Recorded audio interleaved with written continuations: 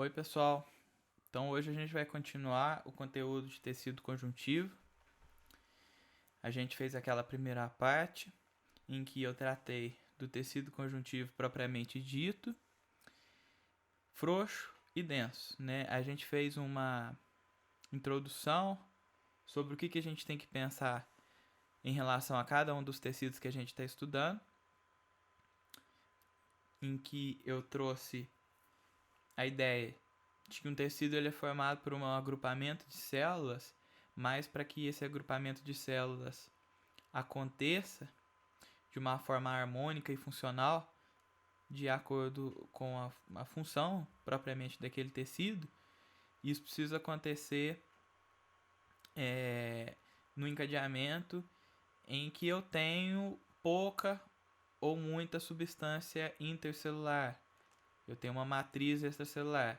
E aí a gente fez aquela comparação do tecido epitelial e do tecido conjuntivo propriamente dito, quão são diferentes nesse sentido. Dado que, por exemplo, o tecido epitelial, ele é um tecido que tem pouca matriz extracelular, enquanto o tecido conjuntivo, propriamente dito, é um tecido que tem bastante matriz extracelular e, consequentemente, poucas células na sua composição. Se a gente pensar na pele ou nas mucosas, a primeira camada que a gente tem é o tecido epitelial. Abaixo dele está esse tecido conjuntivo propriamente dito aqui, o frouxo. Abaixo desse tecido conjuntivo propriamente dito, a gente tem uma camada de tecido de propriedades especiais, de tecido conjuntivo de propriedades especiais, o tecido adiposo que a gente viu. E compondo esse grupo de tecido de conjuntivo de propriedades especiais, a gente ainda tem o tecido hematopoético. Eu deixei para essa segunda aula de tecido conjuntivo o tecido hematopoético, embora eu já tenha começado o tecido conjuntivo de propriedades especiais na aula anterior, pelo seguinte: a gente vinha fazendo um raciocínio, vinha seguindo um raciocínio em que a gente observava uma estrutura, a gente pode imaginar qualquer órgão. Se a gente pensar um órgão interno, pensar na mucosa da boca ou pensar na pele, o raciocínio é válido para os três casos, em que eu tenho externamente o tecido epitelial, camada abaixo o tecido conjuntivo propriamente dito, que serve como preenchimento, principalmente, como suporte a esse epitélio. Abaixo dele uma camada de tecido adiposo, servindo de isolante térmico, de reserva de energia, de reserva de gordura. E aí abaixo dele a gente tem músculo e osso. Mais um pouquinho de tecido conjuntivo propriamente dito, denso dessa vez, para unir músculo e osso. Então a gente vinha por camadas, né? Como se a gente pensasse um órgão fatiado por camadas até a gente chegar no seu núcleo, né? no seu parênquima, se for um órgão. Ou se a gente estiver pensando no caso de mucosa ou de pele, até chegar no osso, né? De fora para dentro.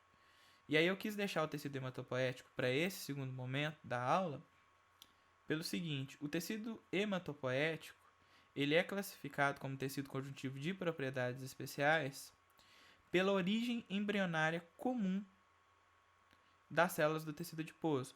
Porém, em relação à localização, ele é totalmente diverso desses outros tipos de tecido aqui.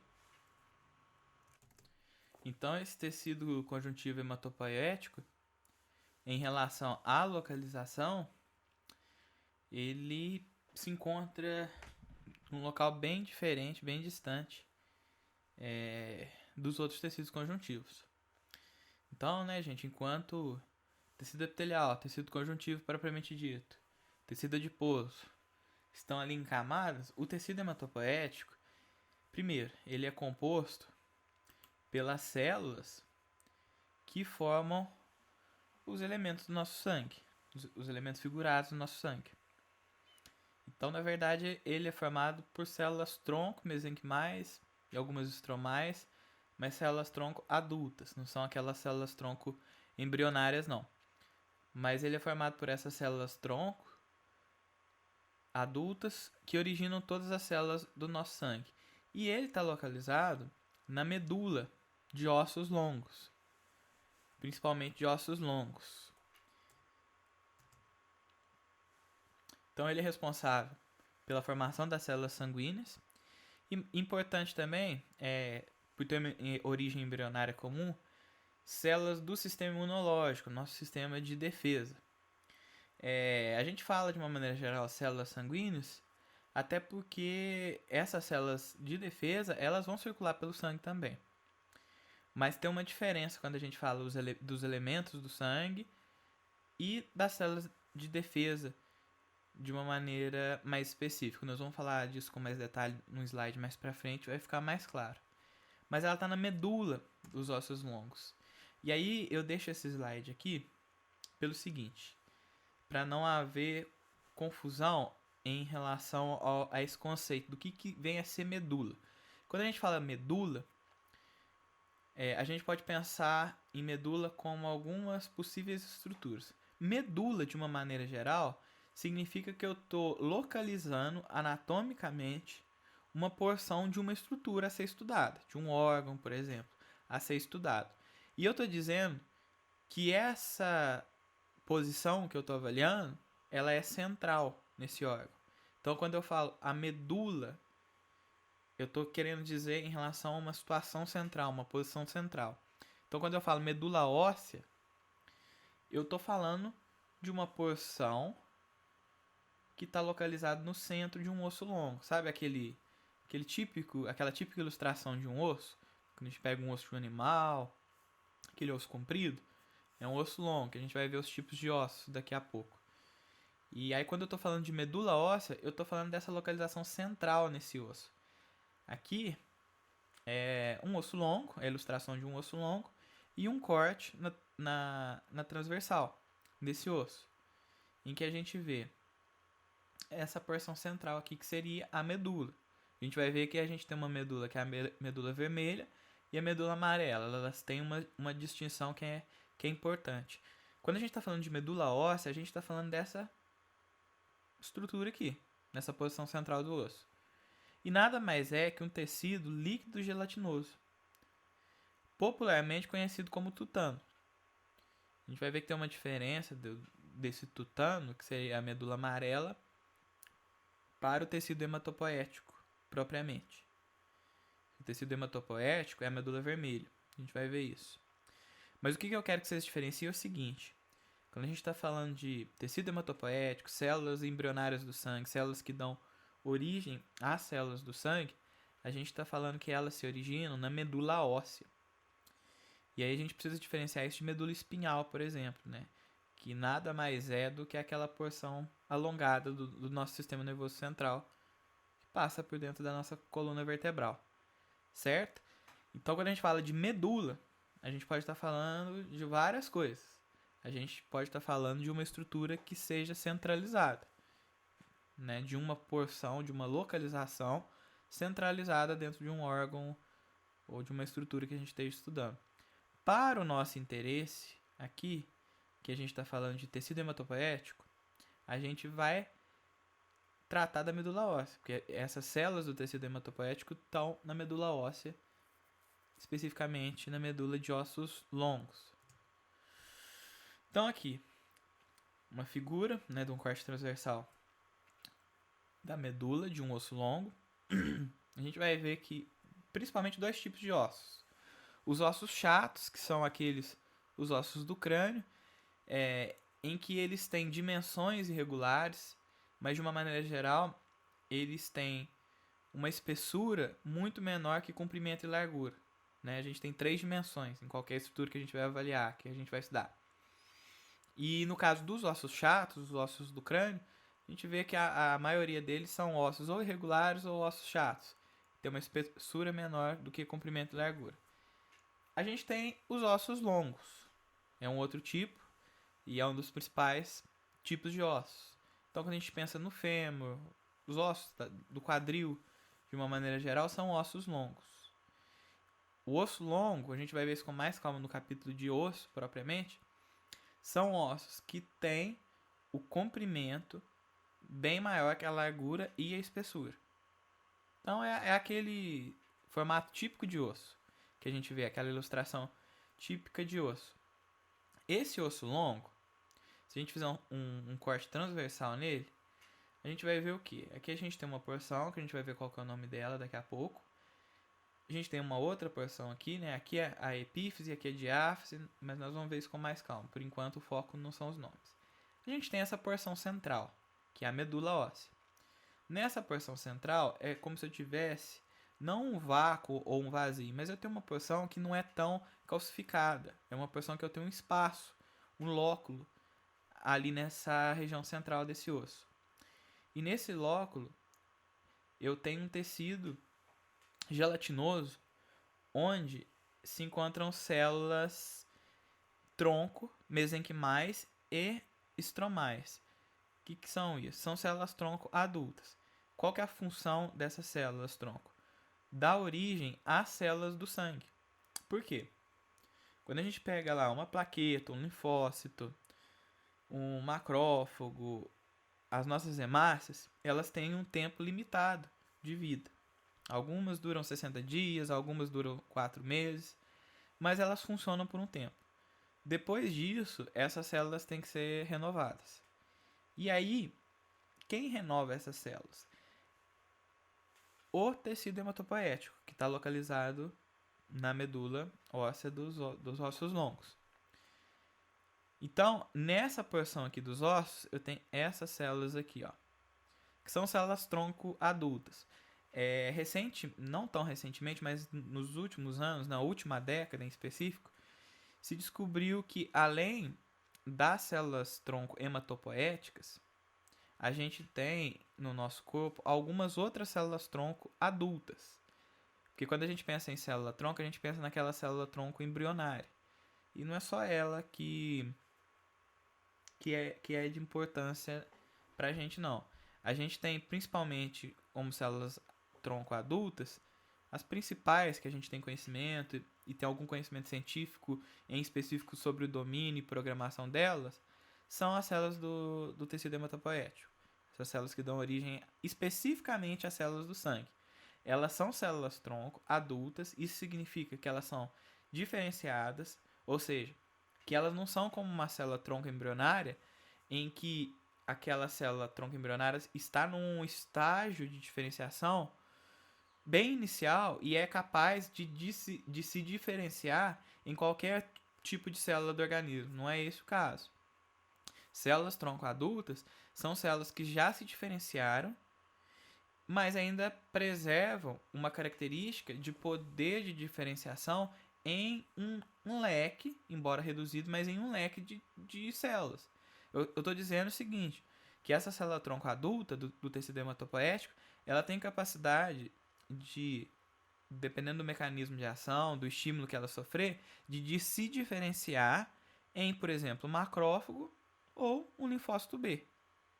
Em, por exemplo, um granulócito ou uma plaqueta.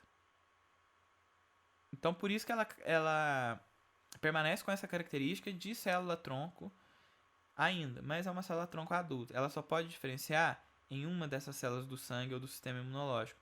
Ela não consegue se diferenciar, por exemplo, numa célula muscular.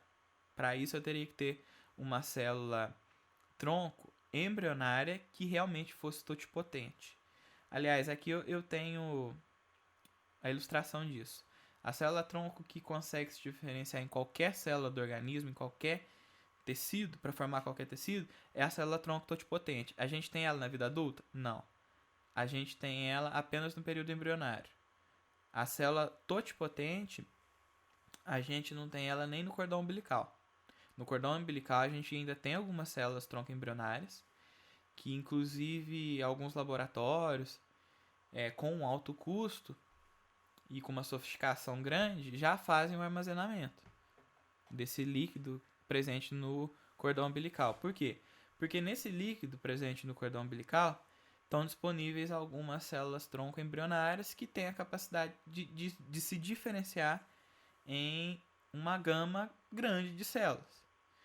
Um exemplo é o seguinte: recentemente se descobriu, por exemplo, células tronco adultas, mas na polpa dentária. A gente vai estudar os tecidos dentários depois, e aí vocês vão entender melhor isso. Mas já se achou células tronco adultas na polpa dentária. O que isso significa? Isso nos dá esperança, não é bem esperança, mas coloca em perspectiva a possibilidade até de desenvolvimento de uma terceira dentição, com o avançar da ciência, com o avançar das pesquisas. Por quê? A gente tem duas dentições, né? A dentição decida e a dentição permanente. O indivíduo perde o dente permanente, ele socorre a prótese, ao implante, o que quer que seja.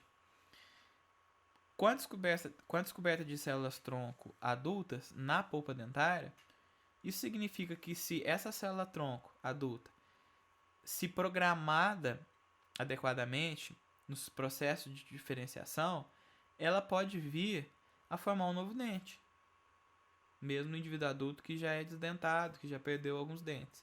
Qual que é o problema disso? Uma coisa é essa perspectiva disso acontecer um dia, tem uma diferença disso com conseguir fazer isso adequadamente. Algumas pesquisas feitas recentemente já mostraram um certo sucesso no conseguir programar essa célula-tronco para se diferenciar em um dente.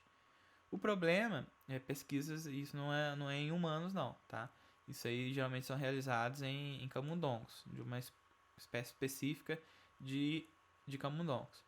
O problema é o seguinte, ainda não se domina o processo de diferenciação específica daquelas células.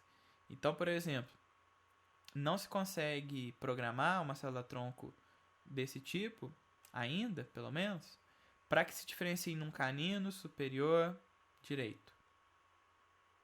Não se consegue separar isso, diferenciar isso de uma programação que vai resultar num segundo premolar superior esquerdo. E aí o que acontece? Nesses ratos que foram programados por células-tronco, até se conseguiu algum avanço de fazer com que aquela célula-tronco se diferenciasse em um dente. Mas era um dente com um formato aleatório, uma anatomia aleatória e uma localização aleatória, ou então ele tinha um formato que até era muito parecido de um dos dentes que a gente tem, de um canino, de um pré, de um incisivo ou de um molar, porém, em termos de proporção anatômica, de localização, isso não se consegue fazer ainda não. Mas abre uma perspectiva, né? Pesquisas em célula-tronco já são realizadas há algumas décadas e muito se avançou em relação a isso. A leucemia, por exemplo, né, que é um câncer nessa região, né, é uma mutação das células dessa medula, desse tecido hematopoético, de forma que eu não consigo mais essas células progenitoras aqui, essas células tronco, mesenquimais que dão origem às células do sangue, né? Estamos falando de células do tecido hematopoético. Elas sofrem uma mutação, essa mutação passa a ser descontrolada, eu tenho o tumor, e o que acontece? O indivíduo ele tem prejudicado a sua capacidade de produzir as células do sangue. Então, passaram-se 2 meses, 4 meses, ele não tem mais células imunes, né, células do sistema imunológico, células de defesa, disponíveis e ativas e eficientes para percorrer a corrente sanguínea e proteger ele de qualquer agressão externa. As suas hemácias, as suas plaquetas não estão agindo adequadamente, elas já estão velhas, estão na hora de ser trocadas, e por conta da mutação do câncer em específico, não se tem essas células disponíveis. O que dá para fazer num caso desse? Primeiro, quais são as consequências disso? Bom, se ela não tem hemácia, ela não vai ter como carregar hemoglobina para capturar o oxigênio no pulmão, né? Só aí a gente já vê o tamanho do problema e a inviabilidade à vida. Se ela não tem plaquetas, não tem coagulação. Qualquer ferimento, ela pode sangrar indefinidamente até a morte. Se ela não tem células específicas de memória, células de defesa do sistema imunológico, qualquer agressão, qualquer micro-organismo pode fazer um mal tremendo a essa pessoa. Então, qual que é a solução? A solução era um transplante de medula, que a gente vai até conversar sobre ele. E aí existe um procedimento para tentar inativar as próprias células do tecido hematopoético do corpo da pessoa. e imunossuprimi-la, né? Fazer com que ela não tenha uma resposta imunológica às células que ela está recebendo, né? As células do doador que ela está recebendo, de forma que aquelas células do tecido hematopoético acabam por reformar aquele tecido hematopoético e acabar com o problema, né? Um caso de um transplante de medula óssea. Então, gente, esse tecido hematopoético, né, que tá... Vamos pensar em localização em órgãos específicos do nosso corpo. Células, os ossos do quadril, fêmur, ossos longos. Em todos os ossos longos do nosso corpo, a gente tem essa medula óssea. E aí lá a gente tem o tecido hematopoético, né, que é a medula vermelha, e a medula amarela. A medula vermelha é onde eu tenho células tronco adultas, que são responsáveis por formar todas as células, os elementos figurados do nosso sangue e do nosso sistema de defesa, nosso sistema imunológico. A medula amarela é onde eu encontro as células que dão origem, células tronco também, que dão origem aos adipócitos, por exemplo, e algumas outras células. Mas é por isso que ela é amarela, né? A medula amarela. Essa sim é a que é conhecida como tutano. Quando se mata um animal e tira um osso longo dele e abre o osso, aquela porção central que se vê, aquele amarelo, é isso aqui, é a medula amarela. Em volta da medula amarela, eu teria a medula vermelha, né? Onde estão alojadas essas células tronco adultas que originariam as células dos elementos figurados do nosso sangue. No osso seco, você acaba não vendo mais essa medula vermelha, né? Porque é um tecido gelatinoso, como a gente viu aqui, ó. É um líquido gelatinoso. E aí isso acaba se perdendo. Aqui, de maneira geral, nesse slide, eu deixei para vocês alguns tipos, os principais tipos de célula que são originadas pelo tecido hematopoético, por essas células tronco embrionárias. Então, de uma maneira geral, a gente tem os leucócitos, que são os líderes da defesa do nosso organismo.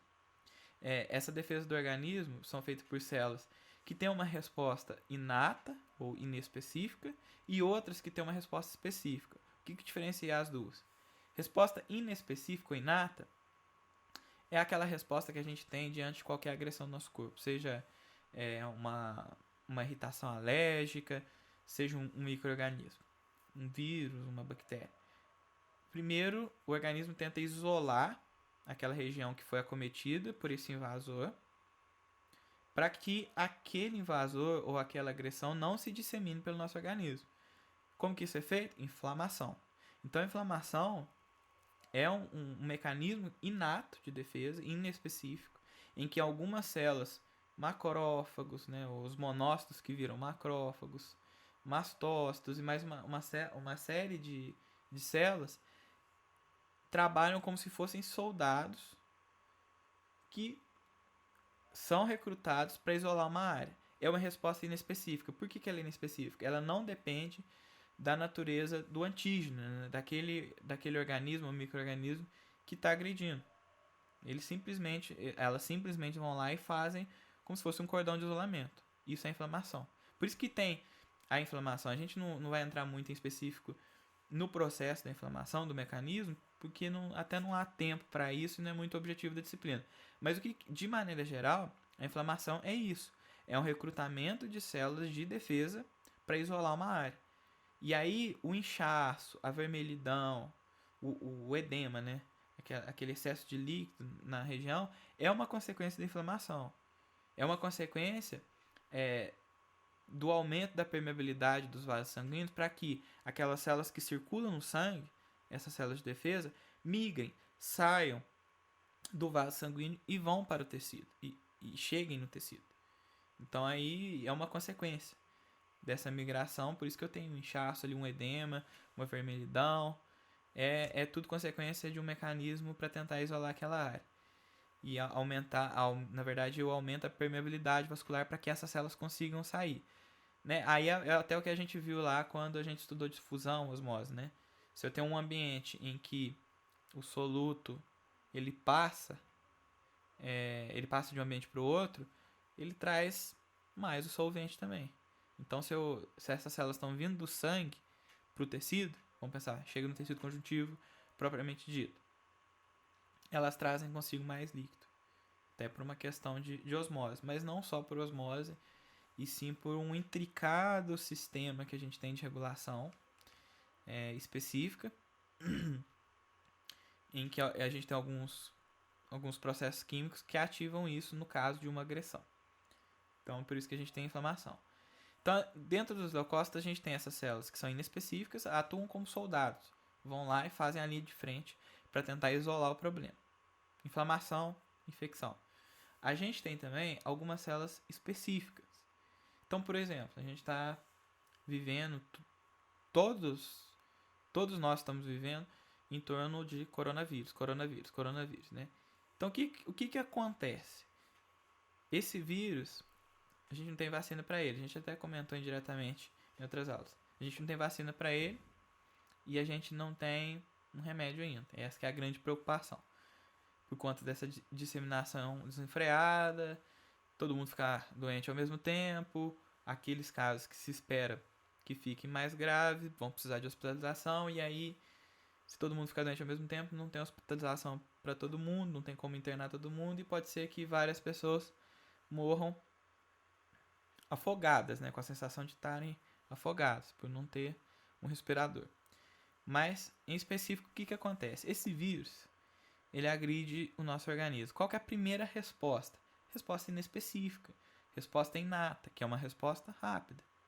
É uma resposta feita lá por macrófagos e algumas outras células, no sentido de tentar isolar esse vírus.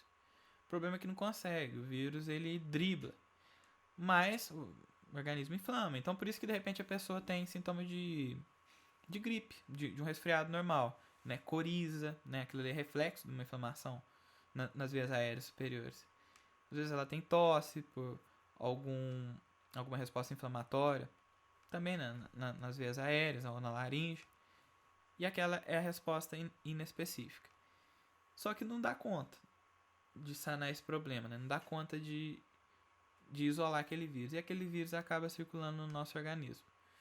O que vai acontecer? Se essa pessoa sobreviver a tudo isso, ao término da doença, que foi quando o sistema imunológico conseguiu vencer o vírus, primeiro eu tenho lá a inflamação tentando inatamente isolar esse vírus, combater ele. Depois eu tenho as células específicas de defesa, como essas aqui, ó, linfócitos B, linfócito B, na verdade, agindo especificamente para combater esse vírus, eu vou sanar esse problema. E aí o que vai acontecer? Eu vou ter uma memória. E aí, uma próxima vez que eu tiver contato com esse mesmo vírus, mas aí prestem bem atenção nisso. Se eu tiver em contato com esse mesmo vírus, eu não vou ter mais nenhum problema. Por quê? Porque eu tenho células de memória que foram geradas a partir do meu sistema imunológico, da resposta específica do meu sistema imunológico. São lá os linfócitos, principalmente, célula B, célula T e a célula de memória. Porque em qualquer inflamação, em qualquer agressão, primeiro eu tenho a inflamação para isolar aquele micro-organismo, e depois chegam as células específicas, que vão realmente ligar a esse antígeno e começar a formar anticorpo. E aí eu tenho um combate específico àquele agressor. Então é como se a gente pensasse o seguinte: eu tenho uma edificação aqui que ela precisa ser protegida porque eu tenho um tesouro muito grande. Então, lá na porta dessa edificação, quem que vai ficar? Segurança. Ao sinal de qualquer movimento ou tentativa de invasão dessa edificação, os seguranças vão partir para o ataque. Então, eles são nosso sistema imunológico inespecífico. Eles são programados para partir para tentar defender de qualquer forma e não deixar esse agressor invadir. Só que o que acontece? Eles conseguem conter boa parte dos invasores lá, isolam eles, mas uma parte acaba escapando. Essa parte que acaba escapando e entrando mais adentro a essa edificação, elas são barradas, além de outros soldados mais específicos, como se fosse um sistema de inteligência também, que vai estudar o comportamento daqueles invasores, vai entender a ação daqueles invasores, para conseguir elaborar uma resposta que seja específica. É por isso que a gente chama de sistema imunológico essa resposta específica, né? Resposta inata e específica. Que vai ser uma resposta elaborada especificamente para aquele combatente, para aquele invasor. E é isso que o sistema imunológico faz. Então, por exemplo, no caso do coronavírus ainda tem alguma incerteza em relação a outro aspecto que eu vou falar. Mas, por exemplo, no caso da dengue a gente sabe que tem 4 variações do micro-organismo, certo? Então, por exemplo, eu tive dengue. Eu tive exposto a uma das variações do micro-organismo. Se eu for contaminado numa próxima vez por aquele mesmo tipo de micro-organismo, por aquela variação genética daquele micro-organismo, o meu organismo já tem uma resposta elaborada. Por quê?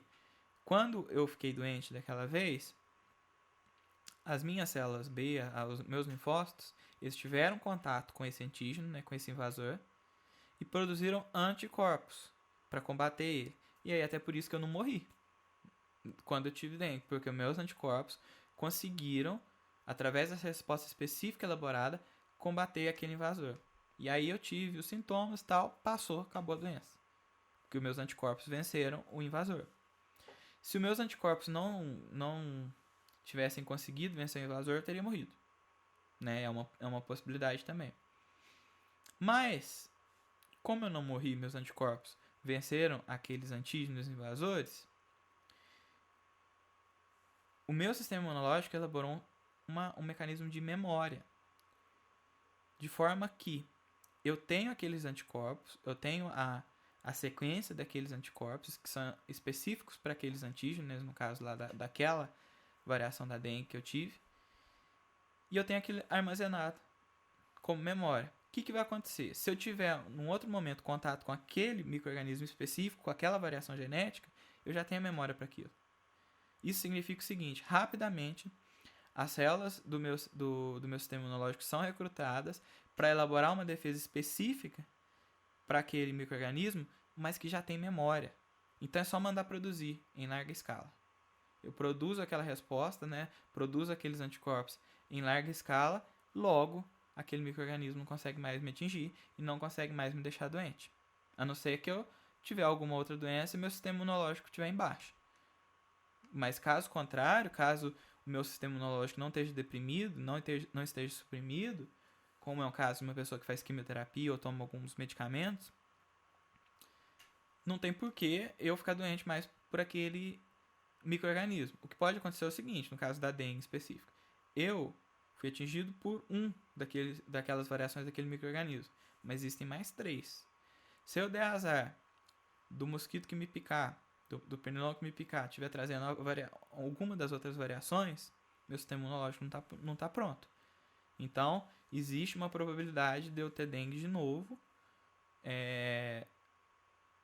mais uma dengue causada por algum dos outros micro-organismos, por alguma das variações genéticas daqueles outros micro-organismos. Exemplo da catapora, muito direto, né? A pessoa que pega a catapora uma vez nunca mais pega. Por quê? Porque o micro-organismo, o antígeno causador da catapora, ele não tem tantas variações genéticas assim. É característica da parede celular dele, né, do seu poder de infectividade, ele não tem tantas variações genéticas assim, de forma que o hospedeiro, ao ter contato com aquele antígeno uma única vez, produz os seus anticorpos, provavelmente esses anticorpos vencem aquele antígeno, gera uma memória, uma próxima vez que se tiver contato com aquele antígeno de novo, com aquele micro-organismo de novo, você já tem a defesa pronta. O caso do coronavírus, vamos lá. O que acontece? Não se tem vacina, não se tem medicamento para tratar. Não se tem, se tem soro, né, disponível. Vou comentar essas 3 possibilidades. O que acontece? A pessoa é exposta a um micro-organismo que é novo, a um micro-organismo que nunca circulou, então ninguém tem resposta de memória preparada para ele. O que vai acontecer? Esse vírus vai atingir o nosso organismo, vai vir a resposta inespecífica, inata, tentar conter ele, vai conter uma parte. Dependendo da saúde da pessoa, contém muito, contém totalmente. Isso explica e justifica algumas pessoas terem contato com o coronavírus e não ter sintomas, são assintomáticas, não ficarem doentes. Porque o sistema imunológico está em alta, está bem. e para aquela pessoa em específico, não, aquele vírus não fez nem cosquinha. É aleatório.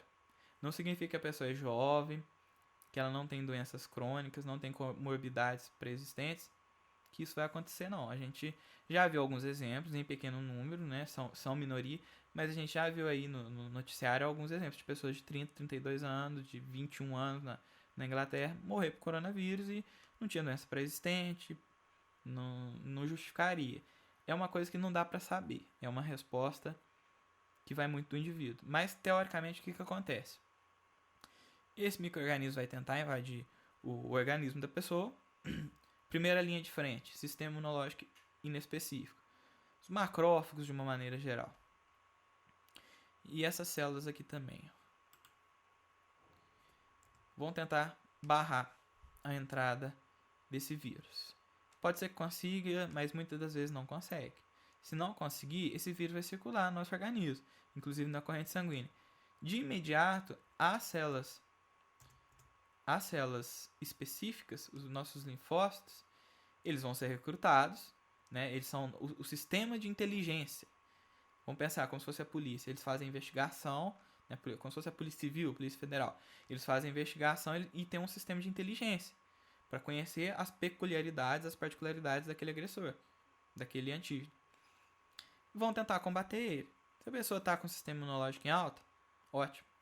Consegue vencer a doença depois de ter alguns sintomas.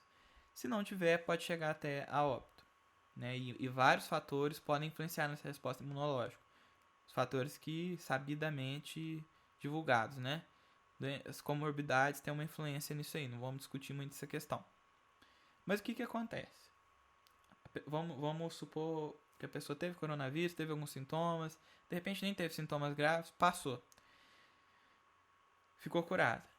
Ela elaborou, né, por esse raciocínio que a gente está desenvolvendo aqui, ela elaborou um mecanismo de memória. De forma que se espera o seguinte: quando ela tiver contato de novo com esse coronavírus, ela já está imunizada. Por que ela teoricamente estaria imunizada? Porque as suas células, né, os seus linfócitos, produziram, através das células de memória, produziram anticorpos. E produziram um mecanismo de memória. Então, se eu tenho lá contato de novo com o vírus, eu espero não ter problema nenhum. Eu espero não ser afetado, porque eu tenho memória para aquela defesa. Mesmo caso do exemplo que eu dei para vocês da catapora e da dengue, né? Apesar que tem as variações no caso da dengue. Só que tem um porém. No caso desse vírus, tem duas questões que a gente precisa discutir aí, que é o seguinte. A primeira é que pode ser por uma característica genética intrínseca dele, que ele tem a capacidade de gerar uma recidiva, uma reinfecção, dentro do seu próprio, naquela sua própria variação. Pode ser, não se tem conhecimento muito certo disso. Tem alguns micro-organismos que fazem isso. Mesmo você tendo um mecanismo de defesa, uma resposta, né, já tendo sido exposto àquele antígeno e o teu organismo tendo elaborado uma resposta, pode ser que ele consiga sofrer uma adaptação e te reinfectar. Algumas doenças acontecem. Pode ser o caso dele? Talvez. Não se tem muito bem estabelecido, não. Possivelmente não. Ou possivelmente ele pode causar reinfecção em alguns casos muito específicos. Em algumas exceções. Mas não é o que se espera para a maioria dos casos, não.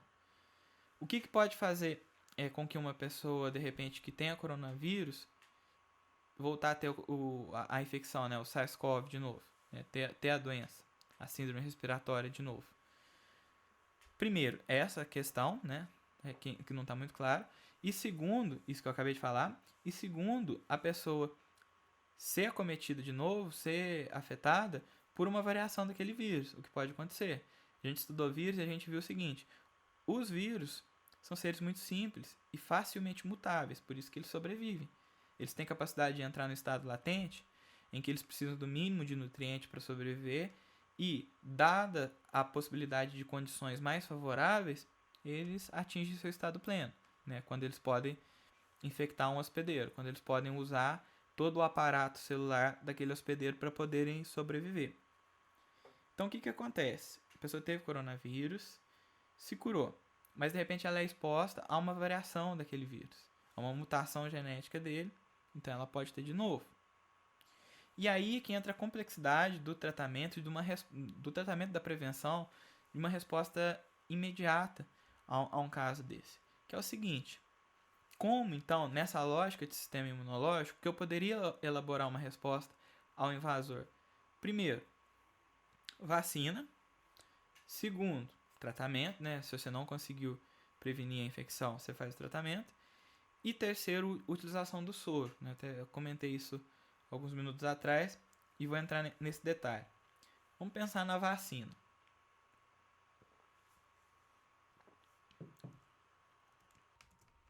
No caso da vacina, o que é uma vacina de uma maneira geral? A vacina, ela traz consigo antígenos, né? Então ela traz, por exemplo, o próprio vírus, o próprio micro-organismo na sua composição, porém numa forma atenuada, numa forma em que aquele micro-organismo ele não tem capacidade de infectar e de gerar doença, de gerar sintomas no hospedeiro. Então, a vacina é isso. Então vamos pensar, a vacina da gripe que a gente toma aí todo ano, ou que a gente deveria tomar. Por exemplo, quando a gente teve H1N1, foi o mesmo Deus nos acuda que agora, né? Um pouco diferente, mas era novo o micro-organismo. Não se tinha vacina, não se tinha medicamento, era complicado. Então, era esse problema. Depois de 1 ano, 2 anos, se desenvolveu a vacina. E aí o que acontece? A vacina, ela é incorporada, né? Aquele segmento de vacina é incorporado na vacina da gripe. Então hoje, por exemplo, a gente toma dentro da vacina da gripe um coquetel, na verdade, de vários antígenos para vários Covids, né? Para vários coronavírus. O 19 a gente não tem ainda, mas para vários outros coronavírus que são os grandes responsáveis pelas síndromes gripais. Então, por exemplo, do H1N1 tá lá. Quando a gente vacina de gripe, lá dentro daquele coquetel da vacina, eu tenho a vacina para H1N1. Se a gente pensasse antes de 2012, não lembro agora se era 2012, 2008, mas antes do H1N1, a vacina da gripe tinha o antígeno? Não. Né? Só 2, 3 anos depois daquela epidemia que se conseguiu identificar, isolar o vírus e produzir uma vacina que realmente funcionasse. O que vai provavelmente acontecer com o coronavírus? Daqui a alguns anos, a gente vai ter uma vacina, provavelmente na vacina da gripe, né? A vacina da gripe vai ser adicionada o antígeno desse coronavírus. E aí as pessoas não precisam mais ter esse problema. É o caso do H1N1 que eu acabei de falar. Né? Antes da ocorrência do H1N1, a pessoa tomava uma vacina de gripe que naquela composição, naquele coquetel ali de antígenos, não se tinha o H1N1. Hoje, quando a gente toma a vacina da gripe, eu tenho lá, dentro daquela vacina, além de várias gripes comuns, mais brandas do que essas que a gente destaca, tem lá do H1N1. Então, por isso que as pessoas não pegam mais tanto H1N1. Quem pode pegar? O H1N1 ainda circula por aí? Circula. Por que pouca gente pega? Porque muita gente vacina. Alguém ainda pode pegar? Pode. Pode não estar vacinado. Ou pode estar vacinado e a vacina não ter sido efetiva. É uma possibilidade, né? Todo mecanismo, toda ciência tem uma falha. Pode ter uma falha, né? Só que por que a gente não tem novas epidemias de H1N1? Porque eu tenho muita gente imunizada. Seja pela vacinação, ou seja porque já foi exposto a H1N1 e morreu, ou então está vivo, mas ela está imunizada. Então você tem pouca disseminação desse H1N1. Por que eu tenho muita gente aí, o mundo está parado por causa do coronavírus? Porque não existe vacina, eu não tenho ninguém imunizado para isso. Então não tem como conter ele. O que vai acontecer daqui a alguns anos? Demora um tempo para isso. Primeiro, muita gente já vai ter sido exposto ao coronavírus, vai ter sobrevivido, os que morreram não estão mais circulando, né? Obviamente. Segundo, aqueles que já estão autoimunes, né? Porque tiveram a doença, de repente, fora, não vai ser um grupo tão grande, mas o restante vai ser vacinado. Então, o que acontece? sobra um ou outro indivíduo que vai estar passível de transmitir ou de ser contaminado pelo coronavírus. E aí a gente não vai ter essa disseminação dele por toda a parte. O que preocupa, no caso, a vacina chega, dentro de 2, 3 anos ela vai ser desenvolvida. E ela não pode ser desenvolvida da noite para o dia pelo seguinte, existem variações do vírus. A sequência do DNA da parede celular desse vírus que foi encontrada lá na China é diferente dessa que está circulando no Brasil. É diferente da que está circulando na Espanha. Porque o vírus sofre mutação muito facilmente. É um organismo muito simples. Ele sofre mutação. Eu lembro que quando começou a epidemia no Brasil, em tempo recorde, pesquisadoras da USP, alunas de doutorado da USP, identificaram a sequência de DNA do vírus que estava circulando aqui no Brasil. E tem um estudo até mais recente, publicado, agora já deve fazer mais de um mês que ele foi publicado, em que a própria Fiocruz, ela identifica perfis desse vírus. Então, tem um perfil do vírus, uma variação do vírus que está circulando mais na região sul, tem outra que está circulando mais na região norte. E aí, pelas mutações, é como se fosse combinação genética para gerar família, né? Os descendentes. E aí, pelas combinações e a identificação desses vírus nos próprios doentes, ou que foram a óbito, ou que tiveram sangue colhido para tratamento e foram diagnosticados com coronavírus, eles plotaram um mapa do Brasil em que se vê que realmente aquele vírus que foi encontrado numa tal data lá no Rio de Janeiro, você já tem descendentes daquele vírus. Isso dá para fazer por combinação genética e com o auxílio da tecnologia, machine learning, inteligência artificial ajuda muito nessa identificação. Você consegue identificar que tem descendentes daquele vírus espalhado lá de repente no Amazonas. Então realmente disseminou, né? Ele disseminou geral, mas tem variações. E aí o que é o problema da vacina? Eu tenho que produzir uma vacina que ela seja efetiva, não só a uma variação do coronavírus. Ela tem que ser efetiva a maioria, pelo menos, dessas variações. Porque senão ela não vai ser efetiva, não vai ser confiável, ela não vai ser eficiente. Aí eu desenvolvo uma vacina rapidinho, chega o ano que vem, eu incorporo essa vacina ao coquetel de vacinas gripais, todo mundo toma essa vacina achando que está imunizado contra o coronavírus, por exemplo, e dali 1-2 meses você começa a observar uma tendência de epidemia de novo por coronavírus. Por quê? Porque aquela vacina ela não cobriu uma grande variação genética daquele vírus. Então por isso que uma vacina demora um tempo para ser estudada e desenvolvida, porque ela tem que abranger o maior número possível de variações genéticas daquele micro-organismo. Então a vacina faz isso. A vacina nada mais é do que eu colocar, parece um pouco, até um pouco sarcástico isso, mas na verdade eu estou jogando para dentro do meu corpo aquele micro-organismo, aquele antígeno, porém na forma inativada. Por quê? Aquele antígeno na forma inativada, ele não é suficiente para me causar doença, para me causar os sintomas, mas ele é suficiente para ligar o alerta do meu sistema imunológico. E ao ligar o alerta do sistema imunológico, meus linfócitos B, principalmente, vão ter contato com aquele antígeno e eu vou produzir anticorpos para primeiro isolar, combater aquele antígeno que é inofensivo, ele é modificado geneticamente, e segundo, mais importante, gerar mecanismo de memória. Então, por exemplo, vamos pensar o H1N1. O H1N1 ele está lá dentro da vacina de gripe que a gente toma hoje em dia. Eu nunca tive H1N1. Provavelmente vocês também não. Eu estou vacinando contra o H1N1 para justamente prevenir que caso algum dia, é pouco provável hoje, mas caso algum dia eu venha a ter contato com o vírus, com aquele organismo do H1N1, eu não vou ter problema nenhum. Eu já tenho célula de memória, mecanismo de defesa para isso. Então, isso ilustra muito a importância de vacinação.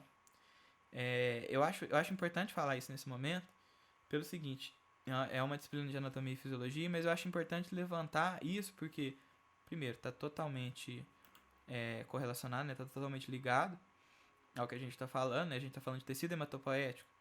São essas células do tecido hematopoético, essas células embrionárias, essas células tronco, que originam essas células de defesa, que vão combater esses micro-organismos.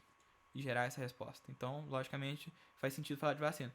Mas eu acho importante reconscientizar a população em relação à importância da vacinação, porque existe um movimento recente e um movimento bem emburrecedor em que tem conseguido angariar alguns seguidores do mundo afora com uma falsa concepção baseada em teorias conspiratórias de que, por exemplo, as vacinas nada mais seriam do que uma conspiração mundial para diminuir a população a longo prazo.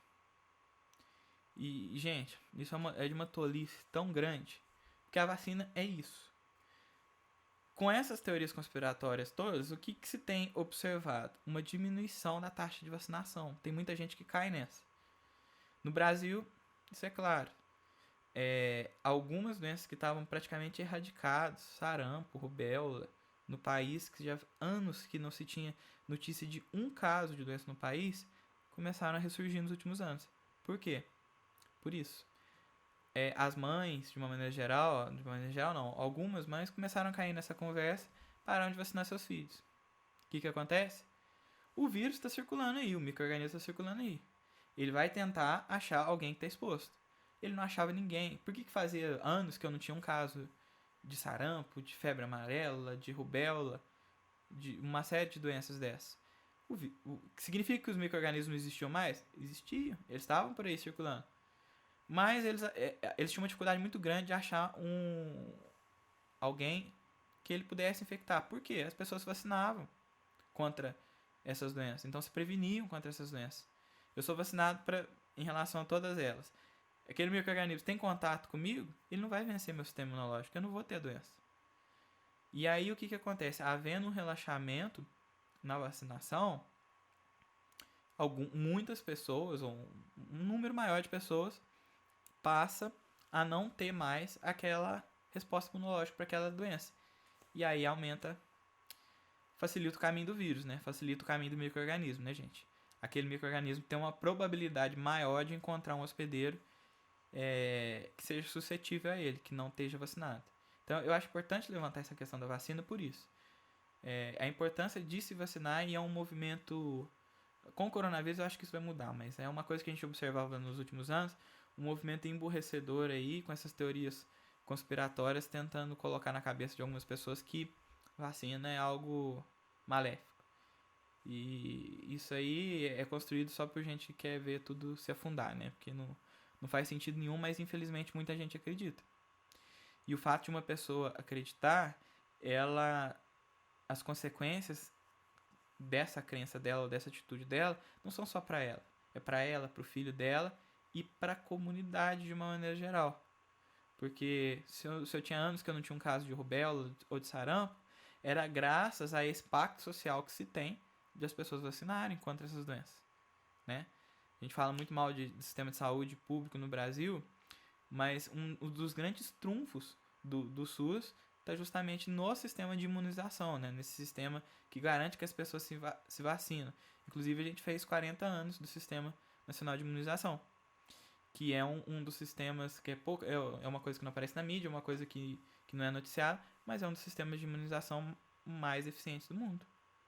É um sistema de imunização que é muito bem visto e muito estudado até pelo sistema de saúde europeus. Na Inglaterra a gente tem o NHS, que é o sistema de saúde britânico, ele funciona no molde do SUS. Sistema público, universal, gratuito, integral. A diferença é que lá praticamente não tem serviço privado, é muita exceção. Quem usa sistema de saúde privado lá é só o Mick Jagger e a rainha. Porque todo o restante da população usa o NHS, né, que é o SUS dele. Vocês viram lá, o Boris Johnson ficou doente, foi atendido pelo NHS. Não é igual aqui no Brasil, né, que, por exemplo, alguém importante, o Lula ou o Bolsonaro, ficaram doentes, passaram por cirurgia, foram para o Albert Einstein, foram para a rede privada. Lá não é assim. Mas o que eu queria dizer com isso é o seguinte, o sistema de imunização brasileiro, até pela complexidade do nosso país, né, dimensão geográfica, variabilidade regional, dificuldade de acesso em alguns locais, ele foi efetivo nesses últimos 40 anos em conseguir erradicar doenças que aqui assolavam a população em algumas regiões, né? Elas eram elas são endêmicas, né? Elas eram de uma determinada região, numa determinada região tem uma epidemia daquilo. O país conseguiu controlar uma série de doenças nesses últimos 40 anos pelo sucesso do sistema de imunização, né? Pelo programa, pela política de imunização que se tinha. É um dos grandes trunfos que a gente tem no SUS. E a gente está vendo um afrouxamento disso nos últimos anos. Provavelmente, depois de coronavírus, eu acho que vai ser muita audácia de alguém falar que vacinação é uma coisa maléfica, né? Porque ficou muito claro para a população aí quanto que uma vacina faz diferença. E quando ela não existe, o estrago que ela pode gerar, né? Então acho que isso acaba caindo por terra. Bom, mas então a vacina é isso, né? Eu inoculo no meu corpo o agressor, o antígeno, para determinadas doenças, só que na sua forma inativada. Para quê? Para que o meu próprio organismo gere uma resposta e gere uma memória. De forma que quando eu realmente tiver contato com esse micro-organismo na sua forma ativa, ele não vai me fazer mal nenhum. Então a vacina é isso. Uma outra forma de se combater, por exemplo, um vírus ou um outro micro-organismo, é eu já receber essa resposta pronta. Como que eu faço isso? Soro. No caso do coronavírus, eu estou gostando de usar o exemplo do coronavírus, porque é uma coisa atual, está em evidência, eu acho que fica mais claro, mais fácil de vocês observar. Vocês devem ter visto algum relato aí, pela imprensa, de que o soro dos indivíduos que foram curados do coronavírus está sendo utilizado para tratamento daquelas pessoas que estão em estágio mais avançado da doença, que estão lá em internação hospitalar, de repente até precisando de um respirador. Por quê? Aquela pessoa que teve contato com o coronavírus e foi curada, significa que o sistema imunológico dela funcionou. E significa que ela gerou anticorpos, significa que ela gerou células de memória. Então, no soro do sangue dela, eu tenho circulando isso, células de memória e anticorpos prontos.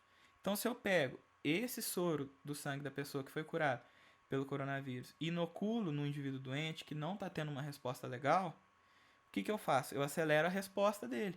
Eu já jogo anticorpos para a corrente sanguínea dele.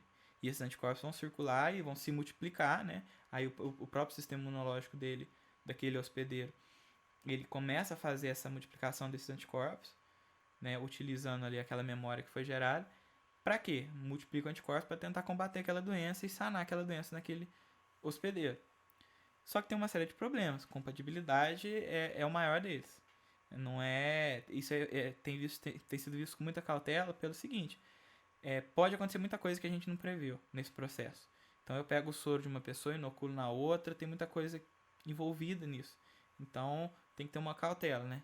Para se fazer isso. Mas é uma outra forma, pelo menos teoricamente, de se fazer o combate a esses agressores em que não se tem um mecanismo, um medicamento específico para a cura.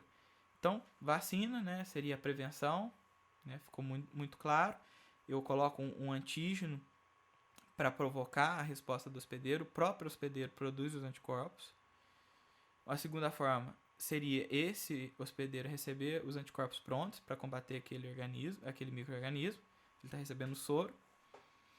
E uma terceira forma seria o medicamento, né? Aí o medicamento ele não teria nada a ver com o sistema imunológico em si, e sim agir diretamente naquele micro-organismo. Seria o caso de, por exemplo, você tomar um antibiótico. Vamos pensar que existisse um antibiótico pro vírus específico.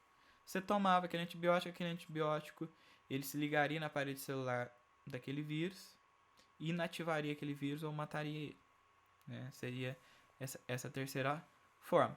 Mas, a depender do sistema imunológico, a gente tem essas duas. Vacina, em que o próprio organismo, o próprio hospedeiro elabora a sua resposta, e receber já esses anticorpos prontos, né? Essa resposta pronta. Então, gente, leucócitos, de uma maneira geral, é isso, né? A gente tem células que agem inespecificamente. Por que elas são importantes? São rápidas. Elas são as que aparecem primeiro, tentam cercar aquele agressor. Enquanto isso, elas tentam fazer esse cercamento, aquele sistema de inteligência, o nosso sistema imunológico está lá por trás, eles estão estudando aquele caso ali e elaborando uma resposta mais específica, estão elaborando uma estratégia de guerra específica para aquele agressor. Então, nossos leucócitos é isso, né, de uma maneira geral. Bom, mas tecido hematopoético, né, células tronco, adultas, que originam as células do sangue, que estão localizadas lá na medula dos ossos longos, elas não originam apenas leucócitos, essas células de defesa. Elas originam uma série de outras células do nosso sangue que são muito importantes. As hemácias, qual que é a função da hemácia? A hemácia, ela dura 4 meses, circula na nossa corrente sanguínea, são milhões e milhões delas, não lembro o número exato, e ela tem uma importância que é a seguinte: ela carrega uma molécula chamada hemoglobina, que tem o ferro ligado a ela, e a partir dessa molécula, dessa proteína, dessa hemoglobina, eu consigo captar oxigênio lá nos alvéolos pulmonares. Então, hemoglobina na hemácia passeia pela nossa corrente sanguínea, passa nos alvéolos pulmonares, né, na circulação ali dos alvéolos pulmonares, capta oxigênio na nossa respiração. Por outro lado, algumas hemoglobinas são responsáveis por descartar aquele gás carbônico. E eu faço essas trocas. O gás carbônico também é descartado de outras formas, pela própria excreção, modificação dele. Mas as hemácias também fazem isso. Então a hemácia fica muito claro, né, a função dela. Em relação a seu funcionamento, a gente vai ver ainda algumas coisas sobre ela. Plaquetas. Eu destaquei plaquetas pelo seguinte: plaqueta é aquela célula, ela é totalmente diferente, a gente vai ver. Ela é uma célula anucleada, né? Ela é uma célula que ela não tem núcleo e ela é responsável por ativar uma série de reações da chamada cascata de coagulação, de forma que impeça que eu perca sangue. Por exemplo, eu tenho um ferimento. Rapidamente, quando eu tenho um ferimento, eu tenho a ativação de alguns quimioreceptores, e isso gera uma resposta em que eu aumento permeabilidade capilar e uma série de coisas para que plaquetas saiam do sangue e venham para o tecido para formar o quê? O coágulo. Aquele coágulo forma uma rede de fibrina ali, é um processo intricado, não é o objetivo nosso de falar de cascata de coagulação ali, mas eu formo uma rede de fibrina ali, de forma que eu não perca o sangue para o ambiente externo. É basicamente isso, simplificadamente é isso, a função da plaqueta. Bom, comentei o exemplo de algumas dessas células que são originadas do tecido hematopoético aqui, né? E eu até comentei um pouco disso aqui por cima, mas eu acho que vale fazer mais um comentário sobre isso. Quando a pessoa tem, por exemplo, leucemia, em que eu tenho um câncer nas células do tecido hematopoético. Se eu tenho esse câncer, eu não consigo mais originar novas células do sangue. O que a pessoa precisa fazer? Precisa fazer um transplante, né? Primeiro, curar aquele câncer, né? Matar aquelas células que são inapropriadas, mas receber algumas em troca. E aí, o que eu faço? Eu faço o transplante de medula óssea. É um procedimento muito simples, porém muito pouco provável de funcionar, porque existe compatibilidade, e a compatibilidade genética.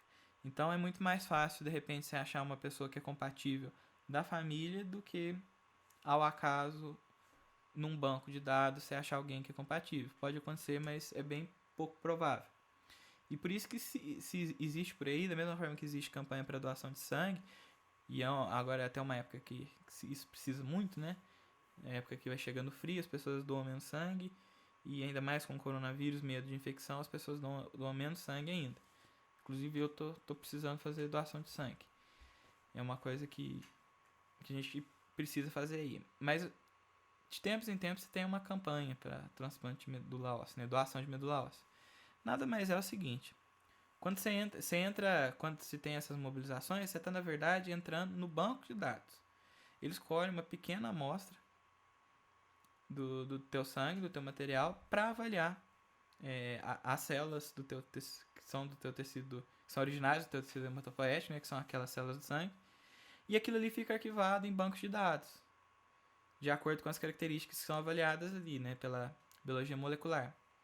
E aí, se de repente um dia alguém precisar de um transplante de medula óssea, o que vai ser cruzado? As características das células do tecido hematopoético daquela pessoa que precisa receber esse transplante, com um banco de dados com um número gigantesco de potenciais doadores, em que de repente naquela campanha lá você participou, você ofereceu a tua amostra.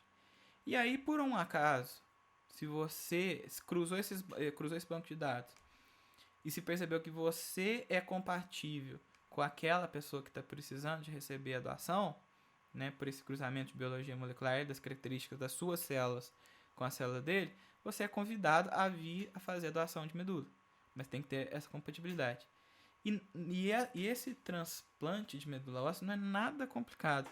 É um procedimento extremamente simples, em que, na verdade, se faz uma punção, geralmente na região do quadril, né, lá na medula óssea, retira um pouco daquele líquido, né, de um osso longo, né, da medula óssea, na região da bacia. Se tira um pouco daquele líquido, naquele líquido lá, né, que é isso aqui, lá dentro do osso, eu vou retirar essas células aqui, ó, que são capazes de originar essas aqui. Se tem compatibilidade, eu retiro aquilo, injeto aquilo no organismo hospedeiro, no indivíduo que precisa receber aquilo. Logicamente, depois dele ter passado por uma quimioterapia, por um procedimento que tentou matar as suas próprias células do tecido hematopoético, inativar elas. E aí ele recebe essas células do tecido hematopoético, essas células tronco, mesenquimais, estromais, adultas, que são capazes de originar células do sangue, e elas vão circular no seu próprio sangue, se multiplicarem, e eu tenho o reestabelecimento da medula óssea daquele indivíduo. Então é assim que se cura, por exemplo, uma leucemia hoje, pelo um transplante de medula óssea. Eu dei esse exemplo, e nesse exemplo é o seguinte: esse transplante é um tipo de transplante halogênico. Por quê? Porque foi feito por um doador externo. Mas existe a possibilidade de se fazer um transplante de medula óssea autogênico, em que eu tiro células do próprio, células tronco hematopoéticas do próprio indivíduo. De repente eu retiro de um osso que está preservado, né, da medula de um osso, e tento colocar no outro, um caso muito específico. Mas é uma coisa que as pessoas já estão fazendo, armazenar, né, lógico, com alto custo, armazenar o líquido do cordão umbilical, né, daquele sangue ali circulante no cordão umbilical. Por quê? Porque ali ainda tem algumas células tronco, tanto embrionárias, mas como essas células tronco adultas, inclusive essas adultas hematopoéticas. E ali, no eventual problema, você pode, tendo aquilo lá congelado e armazenado, você pode usar tuas próprias células tronco hematopoéticas para te curar de uma leucemia, por exemplo. É uma coisa que não é acessível a toda a população ainda, né? Mas é uma possibilidade. Então aqui, né, eu falo como é feito esse procedimento, que eu já até expliquei, né? Primeiro você entra no banco de dados. Você sofre uma punção, os teus dados são armazenados. Se um dia você for compatível com alguém que está precisando, você é convidado a vir a fazer a doação. Você vai se você quiser. E aí, se você decidir fazer a doação, vai ser retirado um pouco do líquido da medula. É um procedimento relativamente simples. É um procedimento que, não vou falar que é indolor, né? Tem um certo custo, né? Do procedimento, né? Mas é um procedimento extremamente simples, dessa doação de medula. Não te gera problemas à saúde, prejuízos à saúde, e pode salvar a vida de uma pessoa. E tem algumas vantagens que eu fui descobrir isso só recentemente. Tem uma lei federal, por exemplo, que isenta doadores de medula óssea, potenciais doadores de medula óssea, de inscrição de concurso público. Eu descobri isso recentemente. Então já tem essa vantagem aí também, né? Tem alguns benefícios para estimular a população a fazer isso. Gente, então eu vou parar por aqui, né? A gente falou de tecido conjuntivo hematopoético nessa aula. E aí agora na próxima aula, daqui 2 dias, eu vou postar a aula referente a esse restante aqui de tecido conjuntivo de sustentação, que seria... Basicamente a gente vai falar de tecido ósseo, mas a gente vai falar da origem desses outros tecidos aqui também, de sustentação. Mais especificamente em relação à formação desse tecido ósseo, mais especificamente em relação à formação do tecido cartilaginoso e dos tipos que a gente tem. Os ossos do crânio, os músculos da face, a musculatura paraprotética e tudo mais, a gente vai estudar um capítulo separado de músculos do crânio, de musculatura, de uma maneira geral, não só do crânio, e de ossos do crânio, especificamente, que a gente vai decorar alguns ossos. Mas aqui a gente vai ver como que isso é formado e como que essa resposta óssea, que a gente tem uma remodelação óssea ao longo da vida, como que ela é importante ao longo da nossa vida. Inclusive com implicações práticas e diretas na atividade do protético, né? Por que a gente tem perda de osso, né? Já até comentei isso. Movimentação ortodôntica, por que ela pode ser, ela pode obter sucesso? Tem tudo a ver com a remodelação óssea que a gente vai ver, o mecanismo de controle que tem. Mas por hora a gente fica com esse conteúdo. Daqui 2 dias eu posto a nova aula em que a gente termina esse conteúdo de tecido conjuntivo de sustentação. Depois eu deixo um espaço para a gente fazer uma lista de exercícios sobre todo o tecido conjuntivo e aí depois eu faço a correção dele. Talvez no dia da correção do exercício a gente marca a live. Vamos ver como é que as coisas vão estar lá. Mas por hoje é isso.